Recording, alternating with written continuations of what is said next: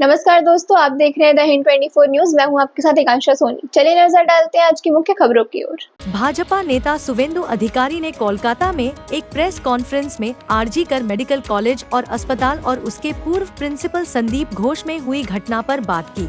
Bharatiya Janata party पक्ष থেকে পথসভার কার্যক্রম থাকছে, ম্যাসিভ ক্যাম্পেইন এবং শুধু কলকাতা কেন্দ্রিক নয়, গোটা রাজ্যের মানুষকে যা যা ঘটছে, যা যা আসছে, সবাই ইলেকট্রনিক্স চ্যানেল দেখেন তা নয়, সবার হাতে যে স্মার্টফোন আছে তা নয়, আমরা একেবারে গ্রাসরুট পর্যন্ত প্রান্তিক মানুষের কাছেও এই ঘটনা এবং সরকারের ভূমিকা, সরকারের মিথ্যাচার, পুলিশকে দিয়ে কিভাবে মিথ্যা বলানো হয়েছিল এবং আমাদের ডাক্তার বোনের মা বাবা যেভাবে মুখ খুলেছেন, যেভাবে পুলিশের মুখোশ টেনে খুলে দিয়েছেন, যেভাবে সন্দীপ ঘোষের আরজি করকে ভাঙচুর করার চিঠি সামনে এসেছে, অর্ডার 10 তারিখে, যেভাবে শাহজাহানের মতো, পার্থ চ্যাটার্জির মতো, কৃষ্ণমণ্ডলের মতো একটার পর একটা আলিশান বাংলোর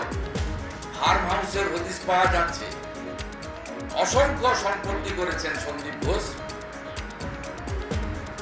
কারণ তার মাথায় ডাক্তার এসপি দাসের হাত ছিল, তার মানে মুখ্যমন্ত্রীর হাত ছিল।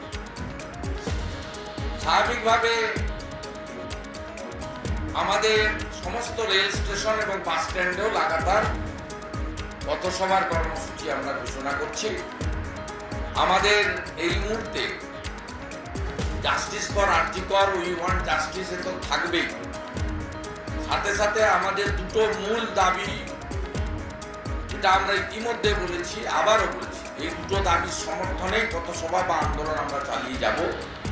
এক হচ্ছে ব্যর্থ স্বাস্থ্য পুলিশ মন্ত্রী তথা মুখ্যমন্ত্রীর পদত্যাগ, যাকে অত্যন্ত জনপ্রিয় স্লোগানে পরিণত হওয়া দফা 1 দাবি 1, মুখ্যমন্ত্রীর পদত্যাগ। এটা আমাদের দাবি থাকবে সর্বাগ্রে। আর দ্বিতীয় হচ্ছে কলকাতা পুলিশ কমিশনারের অপসারণ কেউ কেউ চাইছেন, জুনিয়র ডাক্তারদের সংগঠনও চেয়েছেন, আমরা তার হেফাজত চাইছি। ऐसे ही तमाम खबरों के लिए जुड़े रहिए द हिंद 24 न्यूज के साथ।